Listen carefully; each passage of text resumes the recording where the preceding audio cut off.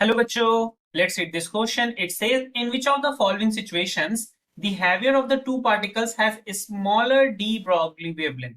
The two particles, option A, move with the same speed, option B, move with the same kinetic energy, option C, move with the same linear momentum, and option D, have fallen through the same height. Okay. So the key concept which we are going to apply here, यहाँ पे जो हम key concept apply कर रहे हैं वो हमारा क्या है? वो है de Broglie wavelength. Okay.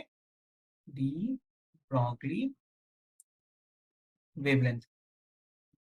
D Broglie wavelength कैसे डिफाइन होता है? ये डिफाइन होता है lambda is going to be what, H upon में मोमेंटम पी. ओके, इसे आप ऐसे भी डिफाइन कर सकते हो, एच अपॉन में मोमेंटम की जगह आप लिख सकते हो मास टाइम्स वेलोसिटी, और इसे आप सिमिलरली कुछ ऐसा भी डिफाइन कर सकते हो, एच अपॉन में within root of 2 times of mass times of kinetic energy की.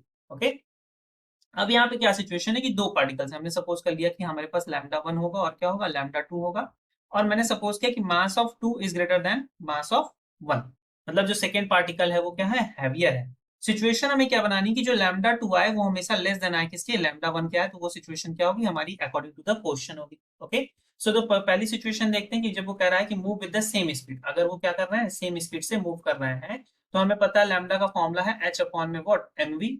तो यहाँ पे इसका मतलब है कि जो लैम्डा है वो इनवर्सली प्रोपोर्शनल टू है क्या, मास के भी और वेलोसिटी के भी, बिकॉज अगर उनकी वेलोसिटी सेम हो जाए तो ये कंपोनेंट हट जाएगा, तो लैम्डा हो जाएगा इनवर्सली प्रोपोर्शनल टू मास, और हमें पता है m2 is greater than m1 है, तो सिचुएशन के अकॉर्डिंग यहाँ पे क्या आ जाएगा, lambda 2 is less than lambda 1. Means पहली सिचुएशन जो है वो हमें कह रही है कि जो वेवलेंथ हैवियर का है वो क्या है, कम. तो पहला सिचुएशन में हमें ये कंडीशन मिलेगी. सेकेंड क्या है कि moving with the same kinetic energy, अगर काइनेटिक एनर्जी फॉर्मूले को देखें तो this is lambda is going to be what, H upon में within root of 2m के, राइट.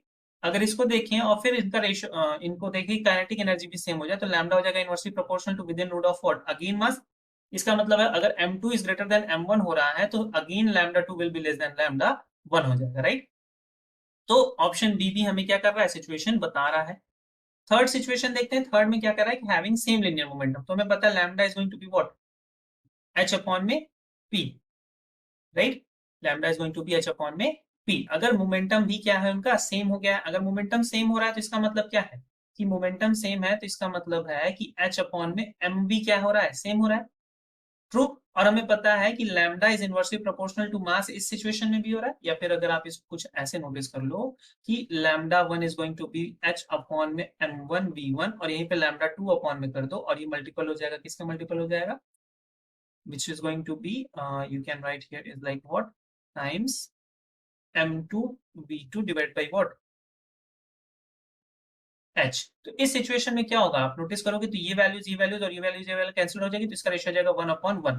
तो यहाँ पर लैम्डा 1 और लैम्डा 2 क्या हो गया, सेम हो गए, तो हमें क्वेश्चन के अकॉर्डिंग आंसर नहीं मिल पाएगा. Fourth situation, option D, have fallen with the same height. अगर हम सेम हाइट से किसी दो ऑब्जेक्ट को क्या करते हैं, फॉल कराते हैं, तो उनकी जो वेलोसिटीज होती है v1 और v2 क्या हो जाएगी, सेम. और अगर v1 v2 सेम हो गई तो same again lambda is inversely proportional to what, mass है, तो m2 is greater than m1 है, तो आपको क्या हो जाएगा, lambda 1 will be less than lambda 1. तो एक्सेप्ट थर्ड सिचुएशन को छोड़ करके हमें बाकी सारी सिचुएशंस में क्या मिल रहा है, ये हैवियर जो पार्टिकल है उसकी वेवलेंथ, डी ब्रॉगली वेवलेंथ क्या है, smaller. Okay, so this is the answer for this question. I hope you understand it well. Best of luck. Thank you.